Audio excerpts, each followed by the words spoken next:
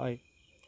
KGCE 2022 revision സ്കീമിലുള്ള electrical second year വിദ്യാർത്ഥികൾക്കുള്ള ഒരു ക്വസ്റ്റ്യൻ റിവിഷൻ സീരീസാണ് നമ്മൾ ചെയ്യാൻ ഉദ്ദേശിക്കുന്നത്. ആദ്യമായി ഇത് സെക്കൻഡ് ഇയർ ഇലക്ട്രിക്കൽ സ്റ്റുഡൻസിന് വേണ്ടിയുള്ളതാണ്. സെക്കൻഡ് ഇയർ ഇലക്ട്രിക്കൽ സ്റ്റുഡൻസിന് 4 സബ്ജക്റ്റുകളാണ് KGCE റിവിഷൻ 2022 പ്രകാരം ഉള്ളത്. അതിൽ ഇലക്ട്രിക്കൽ ആൻഡ് ഇലക്ട്രോണിക്സ് തിയറി 2 എന്ന് പറയുന്ന സബ്ജക്റ്റാണ് നമ്മൾ ചെയ്യാൻ ഉദ്ദേശിക്കുന്നത്.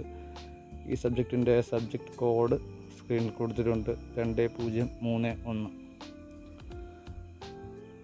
ഈ വരും മാസങ്ങളിൽ KGCE സെക്കൻഡ് ഇയർ പരീക്ഷകൾ നമുക്ക് പ്രതീക്ഷിക്കാം.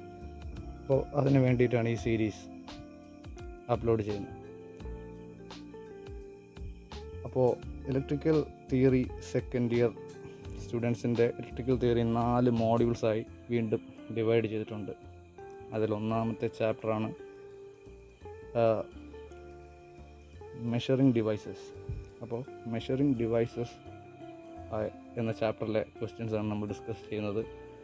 മെഷറിംഗ് ഡിവൈസസ് എന്ന് പറഞ്ഞാൽ നമ്മൾ ഇലക്ട്രിക്കൽ ഫീൽഡുമായി ബന്ധപ്പെട്ട മെഷർമെൻറ്റ് ഡിവൈസസ് ആണ് ഈ ചാപ്റ്ററിൽ ഉൾക്കൊള്ളിച്ചിട്ടുള്ളത്. മെഷറിംഗ് ഡിവൈസസ് എന്ന് വെച്ചാൽ അറിയാമല്ലോ, അളവ് ഉപകരണങ്ങൾ. അതായത് ഓരോ ഫിസിക്കൽ ക്വാണ്ടിറ്റീസും നമ്മൾ അളക്കാൻ വേണ്ടി ഉപകരണങ്ങളുടെ ആവശ്യമുണ്ട്, ഇൻസ്ട്രുമെൻറ്റ്സ്. അപ്പോൾ അതാണ് ഈ ചാപ്റ്റർ മെയിനായിട്ട് പഠിക്കാനുള്ളത്. അപ്പോൾ അതിലെ പാർട്ട് 1 വീഡിയോ ആണത്. അപ്പോൾ ഇനിയുള്ള വീഡിയോകളിൽ കൂടുതൽ ക്വസ്റ്റ്യൻസും കൂടുതൽ ടോപ്പിക്കുകളും നമ്മൾ കവർ ചെയ്യും. ഇത് KGCE സ്റ്റുഡൻസിന് വേണ്ടി ഉദ്ദേശിച്ച് അപ്ലോഡ് ചെയ്യുന്നതാണെങ്കിലും ഇത് വേറെ ട്രേഡ് പരമായ എക്സാമുകളിൽ പ്രതീക്ഷിക്കാവുന്ന ക്വസ്റ്റ്യൻസ് തന്നെയാണ്. ഇത് എല്ലാവർക്കും ഉപകാരപ്പെടും. അപ്പോൾ നമുക്ക് ക്വസ്റ്റ്യൻസിലോട്ട് പോകാം. ഒന്നാമത്തെ question, the resistance of an ideal voltmeter is,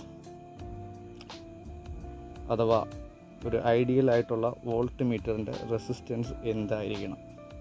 അപ്പോൾ ആദ്യം ഐഡിയൽ എന്ന വാക്കിൻ്റെ അർത്ഥം നമ്മൾ അറിയണം. ഐഡിയൽ എന്ന് വെച്ചാൽ എങ്ങനെ ആയിരിക്കണം, തിയറി പ്രകാരം ഒരു ഡിവൈസ് എങ്ങനെ ആയിരിക്കണം, അതാണ് ഐഡിയൽ. അപ്പോൾ ഐഡിയൽ കേസും പ്രാക്ടിക്കൽ കേസും രണ്ടും വേറെ വേറെ കാര്യങ്ങളാണ്. അപ്പോൾ നമ്മൾ ഉപയോഗിക്കുന്ന എല്ലാം പ്രാക്ടിക്കൽ ഡിവൈസുകൾ ഐഡിയൽ ആയിട്ട് വർക്ക് ചെയ്യണമെന്നില്ല. പക്ഷേ ഐഡിയലിലേക്ക് എത്താൻ കണക്കിനായിരിക്കണം ഡിവൈസ് ഡിസൈൻ ചെയ്തിട്ടുണ്ടാവേണ്ടത്. എക്സാമ്പിൾ, ഒരു ട്രാൻസ്ഫോമറിൻ്റെ ഇൻപുട്ട് പവറും ഔട്ട്പുട്ട് പവറും ഈക്വൽ ആയിരിക്കണം, അതാണ് ഐഡിയൽ കേസ്. അപ്പോൾ അതിലോട്ട് എത്തിക്കാൻ കണക്കിന് വേണം നമ്മൾ ഡിസൈൻ ചെയ്യാൻ. പക്ഷേ നമ്മൾ എത്രയൊക്കെ ഡിസൈൻ വൃത്തിയായി ചെയ്താലും ഒരു പാർട്ട് ഓഫ് എനർജി നഷ്ടപ്പെടും, കുറച്ച് എനർജി നഷ്ടപ്പെടും. അപ്പോൾ അങ്ങനെ നഷ്ടപ്പെടുന്നതിൻ്റെ എഫിഷ്യൻസി കുറഞ്ഞു വരും. എങ്ങനെയൊക്കെ നമ്മൾ നോക്കിയാൽ ഒരു ട്രാൻസ്ഫോമർ സ്റ്റാറ്റിക് ഡിവൈസാണ്. ഇലക്ട്രിക്കൽ ഡിവൈസുകളിൽ മെഷീൻസിൽ തന്നെ ഏറ്റവും എഫിഷ്യൻസി ഉള്ള ഒരു ഡിവൈസാണ് ട്രാൻസ്ഫോമർ. എങ്കിൽ പോലും അതൊരു 80 തൊട്ട് 90-95 മാക്സിമം അത്ര എഫിഷ്യൻസി പ്രതീക്ഷിക്കാൻ പറ്റും. അപ്പോൾ അതുപോലെയാണ് ഇവിടെ വോൾട്ട്മീറ്റർ ഐഡിയലി എങ്ങനെയായിരിക്കണം? ഓപ്ഷൻ ഐഡിയൽ വോൾട്ട്മീറ്ററിൻ്റെ റെസിസ്റ്റൻസ് എന്തായിരിക്കണം? ഓപ്ഷൻ A 0, അഥവാ റെസിസ്റ്റൻസ് ഒന്നും ഉണ്ടാവാൻ പാടില്ല. അടുത്ത ഓപ്ഷൻ B ഇൻഫിനിറ്റി എന്ന് വെച്ചാൽ വരാവുന്നതിൻ്റെ മാക്സിമം റെസിസ്റ്റൻസ് എന്ന് വെച്ചാൽ ഇൻഫിനിറ്റി, അഥവാ ഓപ്പൺ സർക്യൂട്ടിന് ഇക്വലൻറ്റ്. ഈ സൈഡിൽ നിന്ന് ആ സൈഡിലോട്ട് കറണ്ടിന് ഒഴുകാൻ പറ്റാത്ത അവസ്ഥ, അതാണ് ഇൻഫിനിറ്റി എന്നുകൊണ്ട് ഉദ്ദേശിക്കുന്നത്. 3 എനി ഫൈനൈറ്റ് വാല്യൂ എന്ന് വെച്ചാൽ 0ക്കും ഇൻഫിനിറ്റിക്കും ഇടയിലുള്ള ഏത് വാല്യൂവും ഓക്കെയാണ്. അതായത് ഏത് റെസിസ്റ്റൻസും വരാം, എന്തും വരാം. ഓപ്ഷൻ D എന്ന് പറഞ്ഞാൽ നൺ ഓഫ് ദി അബവ്. ഈ പറഞ്ഞ 3 അല്ല, വേറെ എന്തോ ആണ് ആൻസർ.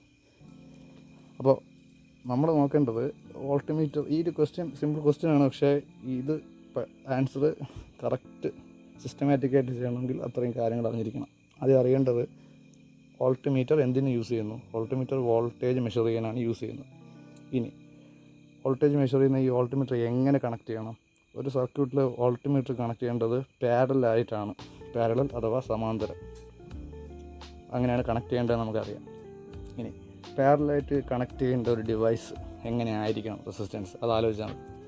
പാരലായിട്ട് കണക്ട് ചെയ്യേണ്ട ഒരു ഡിവൈസിൻ്റെ റെസിസ്റ്റൻസ് ഒരിക്കലും 0 ആവാൻ പാടില്ല. കാരണം പാരലായിട്ട് 0 റെസിസ്റ്റൻസ് ഉള്ള ഒരാളെ കണക്ട് ചെയ്താൽ അവിടെ ഷോർട്ട് സർക്യൂട്ട് ഉണ്ടാവും.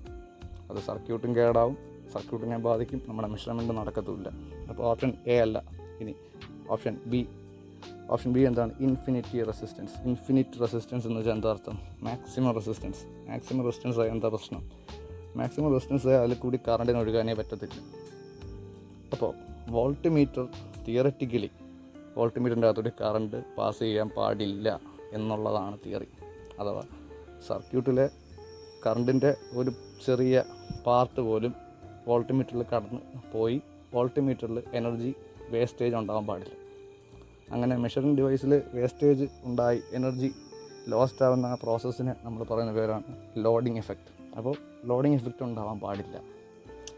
അപ്പോൾ ഈ മെഷറിംഗ് ഡിവൈസ് വെക്കുന്നത് കാരണം സർക്യൂട്ടിൻ്റെ ഒരു വർക്കിങ്ങിനും ബാധിക്കാതെ വേണം ചെയ്യാൻ. അപ്പോൾ അങ്ങനെയാണെങ്കിൽ അതിൽ കൂടി കറണ്ട് പോകരുതെന്ന് വെച്ചാൽ റെസിസ്റ്റൻസ് മാക്സിമം എന്ന് വെച്ചാൽ ഓപ്ഷൻ ബി ഇൻഫിനിറ്റി. ഇതാണ് ആൻസർ. ഒറ്റ ഇതിന് നമുക്ക് വേണമെങ്കിൽ ഓപ്ഷൻ ബി ഇൻഫിനിറ്റി എന്നങ്ങ് പറയാം. പക്ഷേ അതിൻ്റെ അണ്ടർലൈൻ ഫാക്ടർ ഇതൊക്കെയാണ്. ഇത്രയും കാര്യങ്ങൾ അറിഞ്ഞിട്ട് വേണം ഈ ക്വസ്റ്റ്യൻ ചെയ്യാൻ. അപ്പോൾ ഈ ഒരു ക്വസ്റ്റ്യൻ പഠിക്കുന്നതിലൂടെ നമുക്ക് ഇത്രയും കാര്യങ്ങൾ കവർ ചെയ്യാൻ പറ്റും. അപ്പോൾ ഈ ക്വസ്റ്റ്യൻ നോക്കുന്നതിൻ്റെ ഒപ്പം നിങ്ങളുടെ ടെക്സ്റ്റ് ബുക്കും നോട്ട്സും നോക്കി മനസ്സിലാക്കുക കാര്യങ്ങൾ. ഓക്കെ, അടുത്ത സെക്കൻഡ് ക്വസ്റ്റ്യൻ, രണ്ടാമത്തെ question which coil of a wattmeter is connected in parallel to the load. അപ്പോൾ which coil of a wattmeter is connected in parallel to the load. അഥവാ ഒരു ലോഡിൽ വാട്ട് മീറ്ററിൻ്റെ ഏത് കോയിലാണ് പാരലായിട്ട് connect ചെയ്യേണ്ടത്. അപ്പോൾ തന്നെ ക്വസ്റ്റ്യൻ വായിച്ചാൽ തന്നെ മനസ്സിലാവും വാട്ട് മീറ്ററിൻ്റെ കാര്യമാണ് ചോദിക്കുന്നത്. അപ്പോൾ വാട്ട് മീറ്ററിലെ കോയിലിൻ്റെ കാര്യമാണ് ചോദിക്കുന്നത്. വാട്ട് മീറ്ററിൽ എത്ര കോയിലുണ്ട്? ഒരു വാട്ട് മീറ്റർ 2 കോയിലാണ് ഒരു വാട്ട് മീറ്ററിലുള്ളത്. ആ ഒരു കോയിൽ കറണ്ട് കോയിലെന്ന് പറയും, രണ്ടാമത്തെ കോയിൽ പ്രഷർ കോയിലെന്നും പറയും. പ്രഷർ കോയിലിൻ്റെ വേറൊരു പേരാണ് വോൾട്ടേജ് കോയിലെന്ന് പറയാറുണ്ട്. ചില ആൾക്കാർ അതിനെ പൊട്ടൻഷ്യൽ കോയിലെന്നും പറയാറുണ്ട്. ഓക്കെ, അപ്പോൾ ഈ 2 കോയിലുകളും ഒരേ സമയം സർക്യൂട്ടിൽ കണക്ട് ചെയ്തിട്ടുണ്ടാകണം. ഇപ്പോൾ 2 കോയിൽ കണക്ട് ചെയ്യണമെങ്കിൽ 4 ടെർമിനൽസ് ഉണ്ടാകും. ഒരു വാട്ട് മീറ്ററിന് 4 ടെർമിനൽസ് കണക്ഷന് വേണ്ടിയിട്ട് ആവശ്യമുണ്ട്. അതിൻ്റെ പേരൊക്കെ നമുക്കറിയാം, MLCV. ഈ 4 ടെർമിനൽസ് ഉണ്ട്. ഇതിൽ എമ്മും എല്ലും എന്ന് പറയുന്നത് കറണ്ട് കോയിലും സിയും വിയും എന്ന് പറയുന്നത് പ്രഷർ കോയിലുമാണ്. അപ്പോൾ ഈ 2 കോയിലിൽ ഒരു കോയിൽ ലോഡിന് സീരീസ് ആയിട്ടും മറ്റേ കോയിൽ ലോഡിന് പാരലായിട്ടുമാണ് കണക്ട് ചെയ്യുന്നത്. അതാണ് വാട്ട് മീറ്ററിൻ്റെ കണക്ഷൻ. ഓക്കെ, അപ്പോൾ വാട്ട് മീറ്ററിൻ്റെ 2 കോയിൽ. എന്തിനാണ് വാട്ട് മീറ്ററിൻ്റെ 2 കോയിൽ? അപ്പോൾ ആദ്യം അറിയേണ്ട, വാട്ട് മീറ്റർ എന്തിന് യൂസ് ചെയ്യുന്ന ഡിവൈസാണ്? വാട്ട് മീറ്ററിൻ്റെ പേര് കേട്ട് അറിയാം. വാട്ട് എന്ന് വെച്ചാൽ പവറിൻ്റെ യൂണിറ്റാണ്. അപ്പോൾ പവർ മെഷർ ചെയ്യുന്നതിനാണ് നമ്മൾ വാട്ട് മീറ്റർ യൂസ് ചെയ്യുന്നത്. പവർ മെഷർ ചെയ്യുമ്പോൾ വേറൊരു പ്രശ്നമുണ്ട്. പവർ മെഷർ ചെയ്യണമെങ്കിൽ വേറെ 2 കാര്യങ്ങൾ അറിയണം. അത് രണ്ടും അറിഞ്ഞാലേ പവർ കണ്ടുപിടിക്കാൻ പറ്റുള്ളൂ. ആ 2 കാര്യങ്ങൾ, ഒന്ന് കറണ്ടും, സർക്യൂട്ട് ലോഡിലോട്ട് വലിക്കുന്ന കറണ്ടും, ലോഡ് കണക്ട് ചെയ്തേക്കുന്ന വോൾട്ടേജും. ഇത് രണ്ടും സൈമിൾട്ടേനിയസ് ഒരേ സമയം മെഷർ ചെയ്ത് അതിൻ്റെ പ്രോഡക്റ്റ് അഥവാ ഗുണിച്ച് അതിൻ്റെ കിട്ടുന്ന തുകയാണ് ഒരു DC സർക്യൂട്ടിലെ പവർ. അപ്പോൾ ഈ ഡിവൈസ് ഈ കാര്യങ്ങൾ രണ്ടും ഒരേ സമയം സൈമിൾട്ടേനിയസ് ആയിട്ട് കറണ്ടും അതേ സമയം വോൾട്ടേജും ഇൻസ്റ്റൻറ്റേനിയസ് ആയിട്ട് അളന്നുകൊണ്ടിരിക്കുകയാണ്. ഓരോ സെക്കൻഡിലും അളന്നുകൊണ്ടിരിക്കുകയാണ്. അതിൻ്റെ എഫക്റ്റായിട്ട് ഉണ്ടാകുന്ന ആ പ്രോഡക്റ്റിന് ആനുപാതികമായിട്ടാണ് ഈ വാട്ട് മീറ്ററിൻ്റെ നീഡിൽ അഥവാ സ്കെയിലിൽ റീഡിങ് കാണിക്കുന്നത്. അപ്പോൾ ഈ 2 കോയിലും ഒരേ സമയം ഒരു വാട്ട് മീറ്ററിൽ വർക്ക് ചെയ്യണം. ഓക്കെ, ഇനി അതിൻ്റെ കൂടെ നമ്മൾ അറിയേണ്ട വേറൊരു കാര്യം, ഒരു കറണ്ട് ഒരു ഡിവൈസിൽ മെഷർ ചെയ്യണമെങ്കിൽ എന്ത് യൂസ് ചെയ്യും? അമ്മീറ്റർ യൂസ് ചെയ്യും. അമ്മീറ്റർ സീരീസ് ആയിട്ടാണോ പാരലായിട്ടാണോ കണക്ട് ചെയ്യുക? അമ്മീറ്റർ സീരീസ് ആയിട്ടാണ് കണക്ട് ചെയ്യുക. അപ്പോൾ കറണ്ട് മെഷർ ചെയ്യുന്ന കോയിലും സീരീസ് ആയിട്ട് കണക്ട് ചെയ്യണം. ഇനി വോൾട്ടേജ് അളക്കാൻ വോൾട്ട് മീറ്റർ എങ്ങനെയാണ് കണക്ട് ചെയ്യേണ്ടത്? പാരലൽ. അപ്പോൾ ഇവിടെ വോൾട്ടേജ് അളക്കാൻ ഉപയോഗിക്കുന്ന കോയിൽ ഏതാണോ അതാണ് പാരലായിട്ട് കണക്ട് ചെയ്യുക. അപ്പോൾ നമ്മുടെ വാട്ട് മീറ്ററിൽ ഒരു കോയിൽ കറണ്ട് അളക്കുന്ന കറണ്ട് കോയിലും 2 വോൾട്ടേജ് അളക്കുന്ന കോയിൽ പ്രഷർ കോയിലുമാണ്. അപ്പോൾ വോൾട്ട് മീറ്റർ കണക്ട് ചെയ്യുന്നത് പോലെ കണക്ട് ചെയ്യേണ്ട കോയിൽ പ്രഷർ കോയിലാണ്. അപ്പോൾ ഇതിൻ്റെ ആൻസർ ഓപ്ഷൻ ബി ആണ്. ഇനി അടുത്ത ക്വസ്റ്റ്യൻ, മൂന്നാമത്തെ question. A moving iron ammeter is used to measure. Option A DC current, option B AC current, option C AC voltage, option D both A and B. Okay, അപ്പോൾ moving iron ammeter. ഇപ്പോൾ moving ആണ് അവിടെ നിൽക്കട്ടെ. Ammeter എന്ത് measuring use ചെയ്യുന്നതാണ് നമുക്കറിയാം. Ammeter current measure ചെയ്യുന്നതാണ്. അപ്പോൾ നമ്മുടെ ഓപ്ഷനിൽ ഓപ്ഷൻ സി നമുക്ക് ക്യാൻസൽ ചെയ്യാം. അത് വോൾട്ടേജാണ്. അപ്പോൾ കറണ്ട് മെഷർ ചെയ്യുന്നു എന്നാണ് നമുക്ക് മനസ്സിലായത്. അപ്പോൾ ഇതിൽ DC കറണ്ടും ഉണ്ട്, ഓപ്ഷനിൽ AC കറണ്ടും ഉണ്ട്. അപ്പോൾ ഇതിലേതാണ്? അപ്പോൾ നമ്മൾ ആദ്യം മനസ്സിലാക്കേണ്ട കറണ്ട് മെഷർ ചെയ്യുന്ന ഡിവൈസ് 2 ടൈപ്പാണ് മെയിനായിട്ടുള്ളത്. ഒന്ന് മൂവിങ് അയൺ മെക്കാനിസം, ഒന്ന് മൂവിങ് കോയിൽ മെക്കാനിസം. ഇവിടെ മൂവിങ് അയൺ അഥവാ MI ഇൻസ്ട്രുമെൻ്റാണ്. അപ്പോൾ നമ്മൾ ആദ്യമേ അറിഞ്ഞിരിക്കേണ്ട ഒരു കാര്യം, മൂവിങ് കോയിൽ ഡിവൈസുകൾ DC പാരാമീറ്റേഴ്സ് മെഷർ ചെയ്യാനുള്ളതാണ്. DC കറണ്ടും DC വോൾട്ടേജിനുമാണ് MC അമ്മീറ്ററും MC വോൾട്ട്മീറ്ററും യൂസ് ചെയ്യുക. ഇത് MI ആണ്, മൂവിങ് അയൺ. അപ്പോൾ മൂവിങ് അയൺ ഇൻസ്ട്രുമെൻറ്റ്സ് ACയും DCയും മെഷർ ചെയ്യാൻ ഉപയോഗിക്കാൻ പറ്റും. അപ്പോൾ ഇവിടുത്തെ ആൻസർ ഓപ്ഷൻ D ആണ്. ബോത്ത് A ആൻഡ് B, അഥവാ DC കറണ്ട് മെഷർ ചെയ്യാം, AC കറണ്ട് മെഷർ ചെയ്യാം. ഓക്കെ, അടുത്ത question number 4. What is the unit of reluctance? അപ്പോൾ ടേം ശ്രദ്ധിക്കണം. ഈ റിലക്റ്റൻസ് എന്ന് പറയുന്നത് മാഗ്നറ്റിക് സർക്യൂട്ടിൽ ഉള്ള ഒരു പാരാമീറ്ററാണ് റിലക്റ്റൻസ്. മാഗ്നറ്റിക് സർക്യൂട്ട് എന്ന് വെച്ചാൽ കാന്തം അല്ലെങ്കിൽ മാഗ്നറ്റിക് ഫ്ലക്സ് ലൈൻസുമായിട്ട് ബന്ധപ്പെട്ടത്. അപ്പോൾ റിലക്റ്റൻസിൻ്റെ സിമ്പൽ S ആണ്. ക്വസ്റ്റ്യൻ തന്നെ മനസ്സിലാക്കാം. ഇതൊന്നും ശ്രദ്ധിക്കണം. റിലക്റ്റൻസിൻ്റെ സിമ്പൽ S ആണ്. ഇതൊക്കെ ഒരു ക്വസ്റ്റ്യൻ ചോദിക്കാൻ പറ്റുന്ന ഒരു ടോപ്പിക്കാണ്.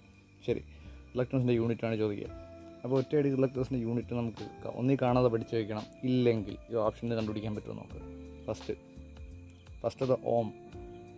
ഓം എന്ന് പറയുന്നത് റെസിസ്റ്റൻസിൻ്റെ യൂണിറ്റാണ്.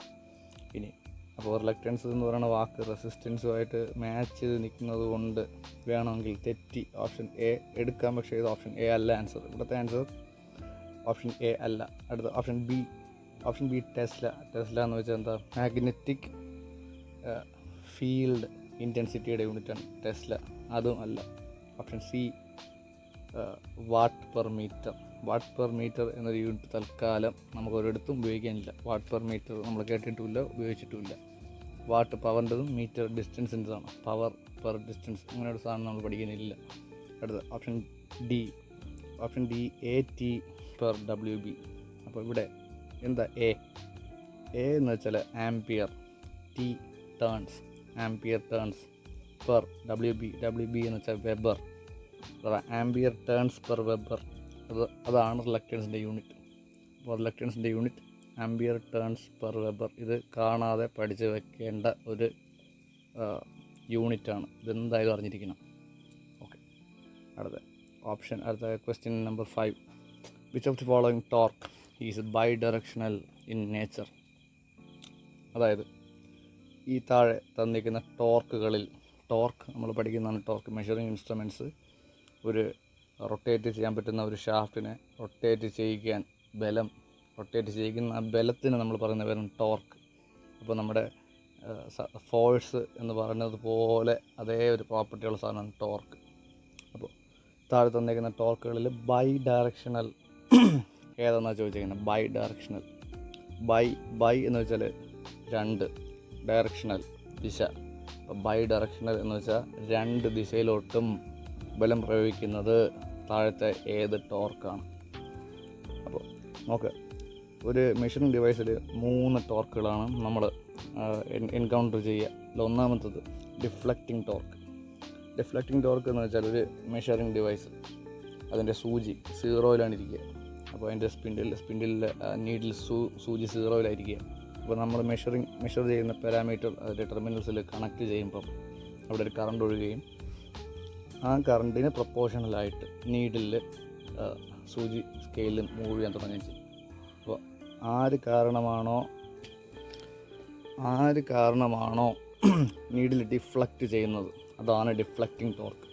അപ്പോൾ ഡിഫ്ലക്റ്റിംഗ് ടോർക്കിൻ്റെ ഡയറക്ഷൻ എപ്പോഴും 0 സ്റ്റാർട്ടിംഗ് പൊസിഷനിൽ നിന്ന് മാക്സിമം പൊസിഷനിലോട്ടായിരിക്കും. അഥവാ 0-ൽ നിന്ന് ഒരു വാല്യൂവിലോട്ട് എത്താൻ വേണ്ടി അവിടെ ഉണ്ടാകുന്ന ടോർക്കാണ് ഡിഫ്ലക്റ്റിംഗ് ടോർക്ക്. അതിൻ്റെ ഡയറക്ഷൻ എപ്പോഴും 0-ൽ നിന്ന് വലിയ വാല്യൂ ഹയർ വാല്യൂവിലോട്ടായിരിക്കും. അഥവാ ഒരു ക്ലോക്ക് വൈസ് ഡയറക്ഷനിലാണ് സാധാരണ ഉണ്ടാവുക. അപ്പോൾ അതെന്തായാലും ബൈ ഡയറക്ഷനല്ല, അതിന് ഒറ്റ ഡയറക്ഷനേ ഉണ്ടാവുള്ളൂ. രണ്ടാമത്തത് കൺട്രോളിങ് ടോർക്ക് എന്ന് വെച്ചാൽ ഈ ഡിഫ്ലക്റ്റിംഗ് ടോർക്ക് എന്തായാലും ഉണ്ടാവും. ഈ ഡിഫ്ലക്റ്റിംഗ് ടോർക്ക് അതേപോലെ അങ്ങ് പോയി കഴിഞ്ഞാൽ ഈ സൂചി 0-ൽ നിന്ന് ആ ഡിവൈസിന് കാണിക്കാൻ പറ്റുന്ന മാക്സിമം വാല്യൂവിൽ എത്താൻ വേണ്ടി നോക്കും. അപ്പോൾ എന്ത് ചെയ്യുമെന്ന് വെച്ചാൽ നമ്മൾ കണക്ട് ചെയ്യുന്നതും 0-ൽ നിന്ന് നീഡിൽ സ്റ്റാർട്ട് ചെയ്യും, മാക്സിമത്തിൽ പോയി നിൽക്കും. അപ്പോൾ അങ്ങനെ നിൽക്കാൻ പാടില്ല. നമുക്ക് വാല്യൂ അറിയണമെങ്കിൽ ഈ ഡിഫ്ലക്റ്റിംഗ് ടോർക്കിന് അങ്ങനെ അങ്ങ് പോകാൻ അനുവദിക്കരുത്. പകരം ഡിഫ്ലക്റ്റിംഗ് ടോർക്കിനെ ഒപ്പോസ് ചെയ്യണം. അഥവാ ഡിഫ്ലക്റ്റിംഗ് ടോർക്കിനെ തിരിച്ച് ഒരു ടോർക്ക് കൊടുക്കണം. ആ ടോർക്കാണ് കൺട്രോളിംഗ് ടോർക്ക്. സാധാരണ ഡിവൈസുകൾ കൺട്രോളിങ്ങിന് നമ്മൾ യൂസ് ചെയ്യുന്ന സ്പ്രിംഗ് മെക്കാനിസം അല്ലെങ്കിൽ ഗ്രാവിറ്റി മെക്കാനിസം. അപ്പോൾ ഗ്രാവിറ്റി മെക്കാനിസം ഇപ്പോൾ യൂസ് ചെയ്യുന്നില്ല. ഇപ്പോഴത്തെ ഡിവൈസുകളിലെല്ലാം അനലോഗ് യൂസ് ചെയ്യുന്നുണ്ടെങ്കിൽ അനലോഗ് ഡിവൈസുകളിലെല്ലാം നമ്മൾ സ്പ്രിംഗ് മെക്കാനിസമാണ് കൺട്രോളിങ്ങിനായിട്ട് ഉപയോഗിക്കുക. അപ്പോൾ കൺട്രോളിംഗ് ടോർക്കിൻ്റെ പ്രത്യേകത, കൺട്രോളിംഗ് ടോർക്ക് എപ്പോഴും ഡിഫ്ലക്റ്റിംഗ് ടോർക്കിൻ്റെ ഓപ്പോസിറ്റ് ആയിരിക്കും. അഥവാ ഡിഫ്ലക്റ്റിംഗ് ടോർക്ക് 0-ൽ നിന്ന് ദൂരോട്ട് പോകാൻ നോക്കുകയാണെങ്കിൽ കൺട്രോളിംഗ് ടോർക്ക് തിരിച്ച് 0-ലോട്ട് നീഡിലിന് എത്തിക്കാനാണ് നോക്കുക. അപ്പോൾ അതിനും ഒറ്റ ഡയറക്ഷനേ ഉള്ളൂ, 0-ലോട്ട് പോവുക. അഥവാ ആൻറ്റി ക്ലോക്ക് വൈസ് ഡയറക്ഷനിലാണ് കൺട്രോളിംഗ് ടോർക്ക് വർക്ക് ചെയ്യുക. ഇനി മൂന്നാമത്തെ ഒരു ടോർക്കുണ്ട്, ഡാമ്പിംഗ് ടോർക്ക്. അപ്പോൾ എന്തിനാണ് ഡാമ്പിംഗ് ടോർക്ക്? ഡാമ്പിംഗ് ടോർക്കിൻ്റെ ഒറ്റ ഉദ്ദേശമുള്ളൂ. അപ്പോൾ ഒരു ഡിവൈസ് തിയറി പ്രകാരം വർക്ക് ചെയ്യാൻ കൺട്രോളിംഗ് ടോർക്കും ഡിഫ്ലക്റ്റിംഗ് ടോർക്കിൻ്റെ ആവശ്യമുള്ളൂ. പക്ഷേ ഈ നീഡിലിന് വേറൊരു പ്രശ്നമുണ്ട്. നിങ്ങൾ നേരെ ശ്രദ്ധിച്ച് നോക്കിയാൽ മനസ്സിലാവും. ഇത് 2 ഡയറക്ഷനിൽ ഒരു ഫോഴ്സ് നമ്മൾ 2 ഡയറക്ഷനിൽ അപ്ലൈ ചെയ്തുകൊണ്ടിരുന്നു കഴിഞ്ഞാൽ ഈ നീഡിൽ അങ്ങോട്ടും ഇങ്ങോട്ടും ഓസിലേറ്റ് ചെയ്യും. അഥവാ ഇങ്ങനെ ആടി കളിച്ചുകൊണ്ടിരിക്കും. അപ്പോൾ അങ്ങനെ ആടി കളിച്ചുകൊണ്ടിരുന്ന് കഴിഞ്ഞാൽ നമുക്ക് റീഡിങ് എടുക്കാൻ പറ്റത്തില്ല. അപ്പോൾ അത്രയും സമയം അതിങ്ങനെ ഓസിലേറ്റ് ചെയ്തുകൊണ്ടിരിക്കും. അപ്പോൾ അത് ഒഴിവാക്കാനായിട്ട് ഡിവൈസുകളിൽ ഇൻക്ലൂഡ് ചെയ്തിട്ടുള്ള ഒരു മെക്കാനിസമാണ് ഡാമ്പിങ്.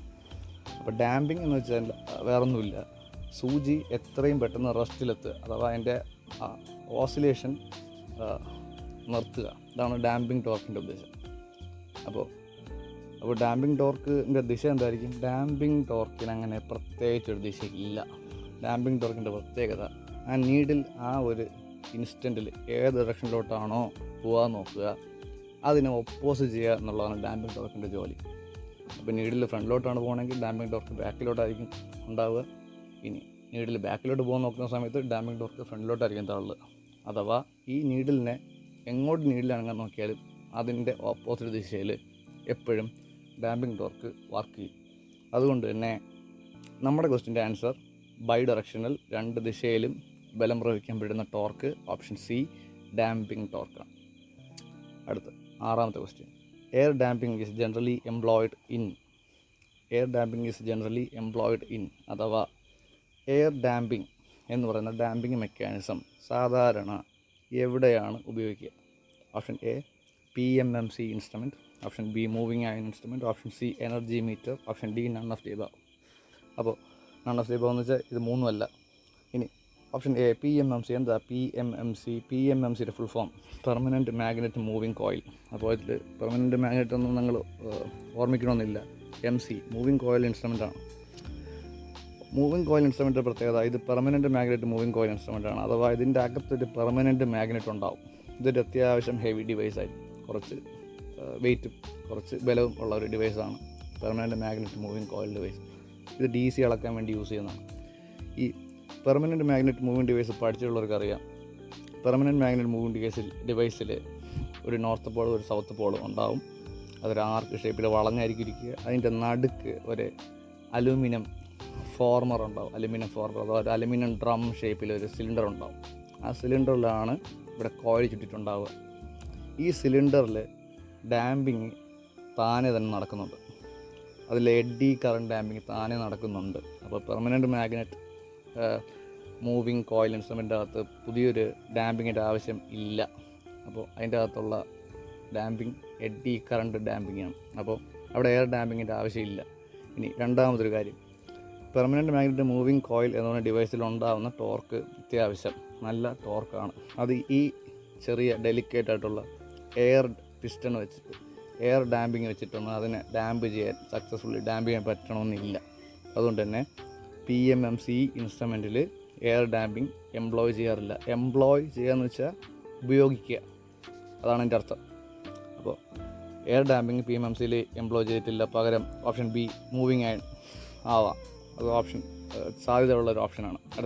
അതറിയില്ലെങ്കിൽ ഓപ്ഷൻ സിയിലോട്ട് പോവുക, എനർജി മീറ്റർ. എനർജി മീറ്റർ നിങ്ങൾക്ക് അറിയാമോ എന്ന് എനിക്കറിയില്ല. Energy meter full time, analogue energy meter full time rotate ചെയ്യുന്ന ഒരാളാണ്. അഥവാ അയാളുടെ നീഡിൽ റെസ്റ്റ് അഥവാ നിശ്ചലാവസ്ഥയിലോട്ട് എത്തിക്കേണ്ട ആവശ്യം ഇല്ല. Energy meter full time revolving ആണ്.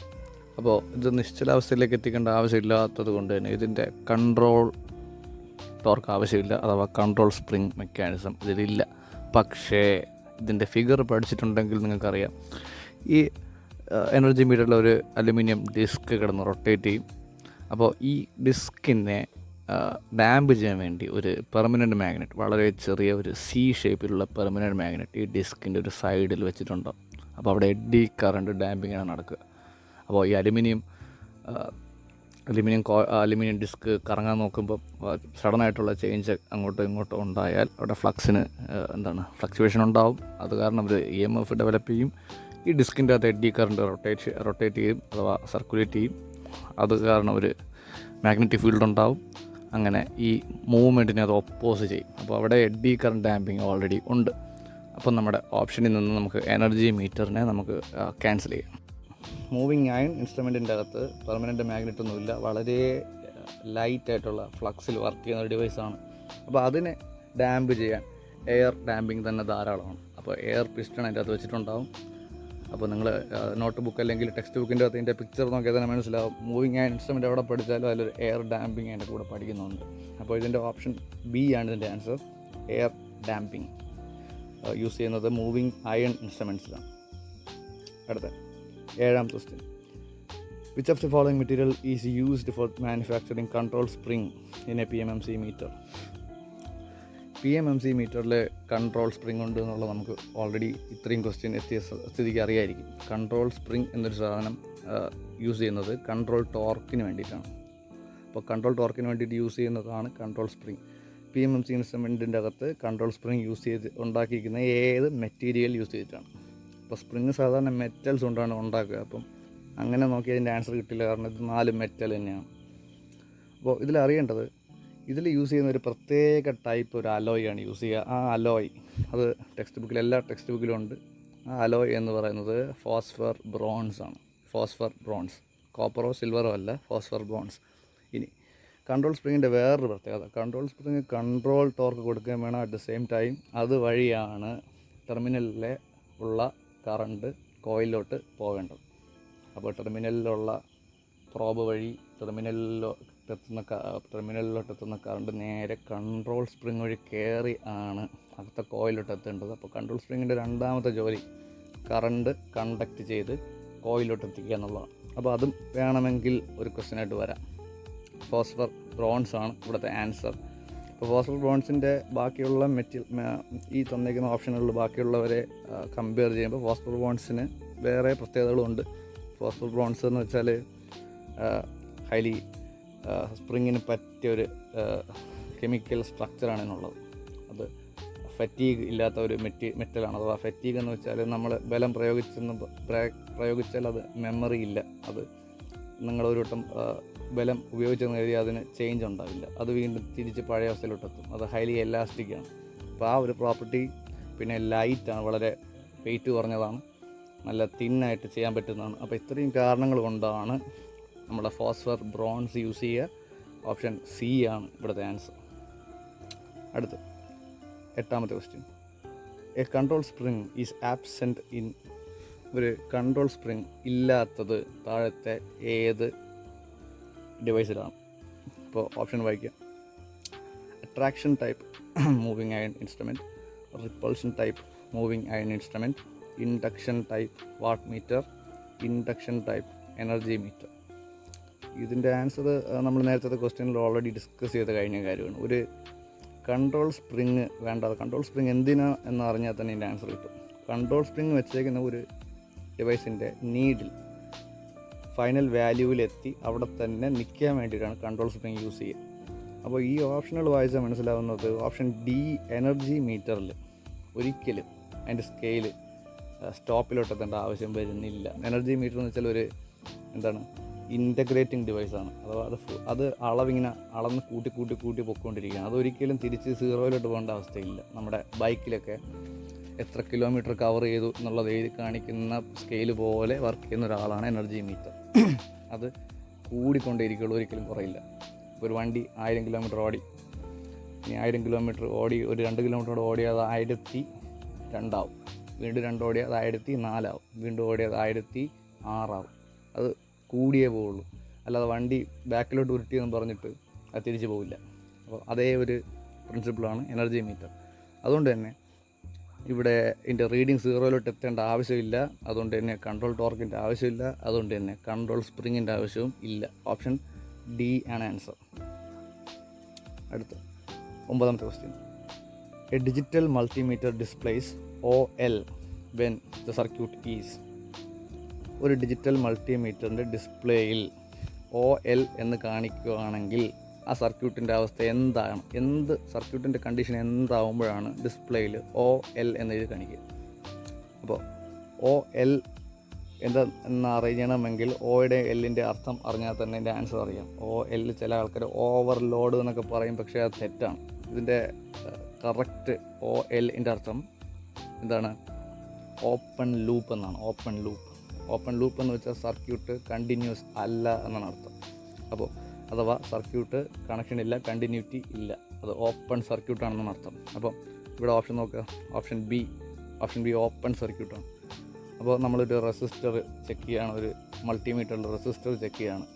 അപ്പോൾ കണ്ടിന്യൂറ്റി ബീപ്പ് കേൾക്കുന്ന ഫംഗ്ഷനിലോട്ട് നമ്മൾ ഇടാതെ അല്ലാതെ റെസിസ്റ്റൻസ് വെച്ച് നമുക്ക് അളക്കാം.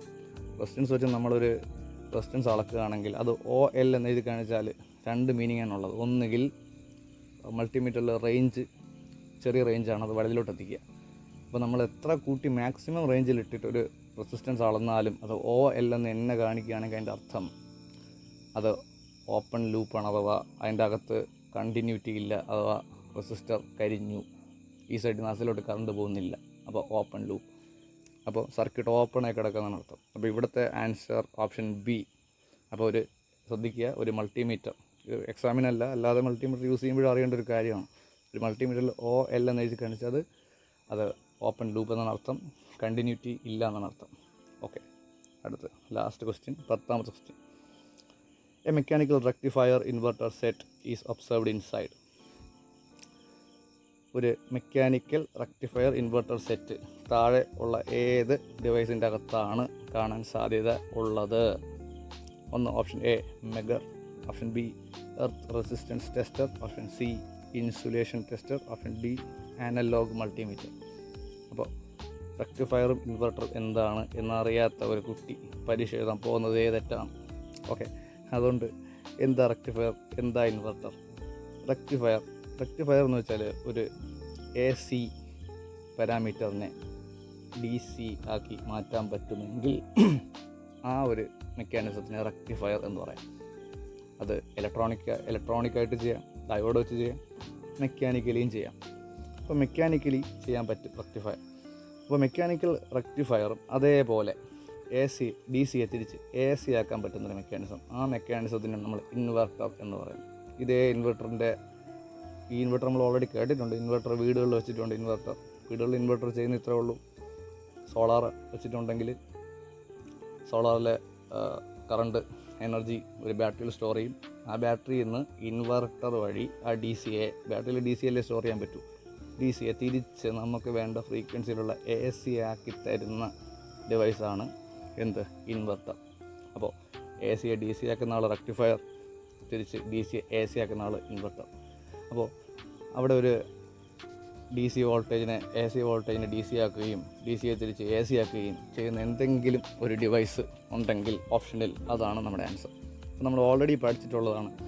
ഈ ഇൻസുലേഷൻ ടെസ്റ്ററിലും എർത്ത് റെസിസ്റ്റൻസ് ടെസ്റ്ററിലും മെഗറിൻ്റെയും അകത്ത് ഓൾറെഡി നമ്മൾ കൈ കൊണ്ട് കറക്കുന്ന ഒരു ജനറേറ്റർ ഉണ്ട്, ഒരു DC ജനറേറ്റർ ഓൾറെഡി ഉണ്ട് നമുക്കറിയാം. ഓക്കെ, അപ്പോൾ ഓപ്ഷൻ ഡി എന്തായാലും അല്ല. അപ്പോൾ ഈ 3 ആൾക്കാരിൽ AC-യും DC-യും അങ്ങോട്ടും ഇങ്ങോട്ടും മാറ്റേണ്ട ആവശ്യമുള്ള ഏത് കേസിലാണ് എന്നുള്ളതാണ് ഇവിടെ നോക്കേണ്ടത്. ഇവിടെ DC-യെ AC-ലോട്ടാക്കേണ്ട ആവശ്യം ഉള്ളത് എർത്ത് റെസിസ്റ്റൻസ് ടെസ്റ്ററിലാണ്. എർത്ത് റെസിസ്റ്റൻസ് ടെസ്റ്ററിൻ്റെ ഏറ്റവും മെയിനായിട്ടുള്ള ഒരു പ്രോപ്പർട്ടിയാണ് അവിടെ മെഷീൻ വർക്ക് ചെയ്യുന്നത് DC-യിലാണെങ്കിലും അതിൽ നിന്ന് പുറത്തോട്ട് എർത്തിലോട്ട് കൊടുക്കുന്ന വോൾട്ടേജ് AC ആണ് കൊടുക്കേണ്ടത്. അത് എന്താണ് അതിൻ്റെ കാരണം വേറൊന്നുമില്ല. എർത്ത് എന്ന് പറയുന്നത് ഒരു കെമിക്കൽസ് കൊണ്ട് നിറഞ്ഞ ഒരു മിക്സ്ചറാണ്. അപ്പോൾ അതിൻ്റെ അകത്ത് ഇഷ്ടംപോലെ കെമിക്കൽസ് ഉണ്ടാകും, സാൾട്ടുകളുണ്ടാകും, ആസിഡുകളുണ്ടാകും, അല്ലാത്ത കെമിക്കൽസ് ഉണ്ടാകും. അപ്പം ഈ സാൾട്ടിൻ്റെയൊക്കെ പ്രത്യേകത, സാൾട്ടിൻ്റെയൊക്കെ പ്രത്യേകത, അത് മണ്ണിൽ അയോൺസായിട്ടാണ് കിടക്കുക. അയോൺസായിട്ട് കിടക്കുക എന്ന് വെച്ചാൽ അയോൺസിൻ്റെ പ്രത്യേകത എന്താ? അയോൺസിന് ചാർജുണ്ട്. അപ്പോൾ ചാർജുള്ള ആൾക്കാർക്ക് ഒരു ഇലക്ട്രോലൈറ്റ് കണ്ടക്ട് ചെയ്യും. അത് മാത്രമല്ല, നമ്മൾ ബാറ്ററിയുടെ ചാപ്റ്ററിൽ പഠിച്ചിട്ടുണ്ട്. ചാർജുള്ള ഒരു അയോൺസ് ഉള്ള ഒരു ഇലക്ട്രോലൈറ്റിലോട്ട് നമ്മൾ 2 ഇലക്ട്രോഡ് ഇട്ട് കറണ്ട് DC കൊടുത്തു കഴിഞ്ഞാൽ എന്ത് പറ്റും? അവിടെ ഇലക്ട്രോലിസിസ് നടക്കും, അല്ലെങ്കിൽ ഒരു ഇലക്ട്രോലിറ്റിക് എഫക്റ്റോടെ ഉണ്ടാകും. അത് കാരണം പൊട്ടൻഷ്യൽ വ്യത്യാസവും, അവിടെ ആവശ്യമില്ലാത്ത പൊട്ടൻഷ്യൽ ഉണ്ടാവുകയും അങ്ങനെ പല പ്രശ്നങ്ങളുണ്ടാകും. മാത്രമല്ല ഇലക്ട്രോഡിൽ ഡിപ്പോസിറ്റുകളുണ്ടാവും, അങ്ങനത്തെ കാര്യങ്ങളെല്ലാം ഉണ്ടാകും. അപ്പോൾ ഈ ഒരു ഇൻ്റർഫറൻസ്, ഈ ഇലക്ട്രോളിസിസിൻ്റെ അല്ലെങ്കിൽ ഇലക്ട്രോലിറ്റിക് എഫക്റ്റ്, ഈ മണ്ണിൽ കിടക്കുന്ന ഈ അയോൺസുകൾ കാരണമുള്ള ഇലക്ട്രോലിറ്റിക് എഫക്റ്റുകൾ ഒഴിവാക്കാൻ വേണ്ടി നമ്മൾ ചെയ്യുന്നത്, ഒരു ദിശയിലോട്ട് ഒഴുകുന്ന DC വോൾട്ടേജ് കൊടുക്കുന്നതിന് പകരം നമ്മൾ AC കൊടുക്കും. AC കൊടുക്കുമ്പോൾ എന്താ ചെയ്യുക? ഒരു ഇൻസ്റ്റൻറ്റിൽ ഡയറക്ഷൻ ഒരു ദിശയിലാണെങ്കിൽ അടുത്ത സൈക്കിളാകുമ്പോൾ അത് ഓപ്പോസിറ്റ് ദിശയിലാവും.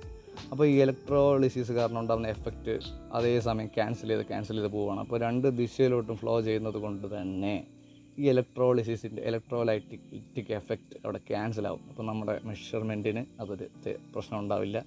അതിനാണ് നമ്മൾ ഒരു എർത്ത് റെസിസ്റ്റൻസ് ടെസ്റ്ററിൽ റെക്ടിഫയർ ഇൻവെർട്ടർ സെറ്റ് യൂസ് ചെയ്യുന്നത്. ശ്രദ്ധിക്കേണ്ട ഒരു കാര്യം, ഇത് ഇലക്ട്രോണിക് റെക്ടിഫയറോ ഇൻവെർട്ടറോ അല്ല, മെക്കാനിക്കലാണ്. മെക്കാനിക്കൽ ഇൻവെർട്ടർ നമുക്ക് ഓൾറെഡി അറിയാം, മെക്കാനിക്കൽ റെക്ടിഫയർ നമുക്ക് ഓൾറെഡി അറിയാം. മെക്കാനിക്കൽ റെക്ടിഫയർ നമ്മുടെ DC ജനറേറ്ററിൻ്റെ അകത്ത് ഓൾറെഡി ഉണ്ട്. സ്പ്ലിറ്റ് റിങ്ങും ബ്രഷ് അസംബ്ലി എന്ന് പറയുന്നതേ ഒരു റെക്ടിഫയറാണ്. അഥവാ നമ്മുടെ DC ജനറേറ്ററിൻ്റെ അകത്ത് ഇൻഡ്യൂസ് ചെയ്യുന്ന വോൾട്ടേജ് AC ആണ്. അറ്റ് ദ സെയിം ടൈം അത് പുറത്തോട്ട് ഇറങ്ങുമ്പോൾ നമുക്ക് DC ആയിട്ട് കിട്ടും. അപ്പോൾ അവിടെ ഈ ബ്രഷ് സ്ലിപ്പ് റിങ്ങിൻ്റെ മൂവ്മെൻറ്റ് കാരണം അവിടെ നമുക്ക് AC DC ആയി കിട്ടുന്നത്. അപ്പോൾ അതും ഒരു റെക്ടിഫയറാണ്. അവിടെ ഡയോഡിൻ്റെ ഒന്നും ആവശ്യമില്ല. അപ്പോൾ റെക്ടിഫയർ എന്ന് കേട്ടാൽ ഡയോഡ് ആണെന്ന് നമ്മൾ വിചാരിക്കേണ്ട ആവശ്യമില്ല. ഡയോഡ് ഇല്ലാതെയും റെക്ടിഫയർ ഉണ്ട്. ഇനി അതൊന്നുമില്ല, മാനുവലി ഞാൻ ഇരുന്ന് കണക്ഷൻ അങ്ങോട്ടും ഇങ്ങോട്ടും തിരിച്ച് കൊടുത്താലും അതിന് റെക്ടിഫിക്കേഷൻ തന്നെയാണ് പറയുന്നത്. അപ്പോൾ ഞാൻ ഡയോഡല്ലല്ലോ, അങ്ങനെയും വരാം. അപ്പോൾ റെക്ടിഫയർ ഡയോഡ് ആവണമെന്നുള്ള നിർബന്ധം ഇല്ല. അപ്പോൾ ഇവിടെ answer option B, earth resistance tester. അപ്പോൾ 10 ക്വസ്റ്റ്യൻ കഴിഞ്ഞു. ഇനി അതിൻ്റെ ആൻസർ കീ ഇവിടെ ഉണ്ട്, വേണമെന്നുള്ളവർക്ക് ആൻസർ കീ ഒന്നുകൂടെ ചെക്ക് ചെയ്യാം. അപ്പോൾ ഇത്രയാണ് ഇതിൽ പറയാനുള്ളത്. ഇനി വരും ക്ലാസ്സുകളിൽ പുതിയ പാർട്ട് 1, 2, 3 ഒക്കെ നമ്മൾ ഫോളോ അപ്പ് ചെയ്യുന്നുണ്ട്. അപ്പോൾ പുതിയ ക്വസ്റ്റ്യനുകളും നമ്മളതിൽ അപ്ലോഡ് ചെയ്യും. അപ്പോൾ 4 ചാപ്റ്ററും കവർ ചെയ്യാനാണ് നമ്മൾ ഉദ്ദേശിക്കുന്നത്. എന്തെങ്കിലും ഡൗട്ടുള്ള ആൾക്കാർക്ക് നമ്മുടെ പ്രസൻറ്റേഷൻ്റെ ഫ്രണ്ടിൽ കോൺടാക്ട് നമ്പർ കൊടുത്തിട്ടുണ്ട്. എന്തെങ്കിലും ഡൗട്ടോ കാര്യങ്ങളോ ഉണ്ടെങ്കിൽ വിളിച്ച് ക്ലിയർ ചെയ്യാവുന്നതാണ്. അപ്പോൾ താങ്ക് യു.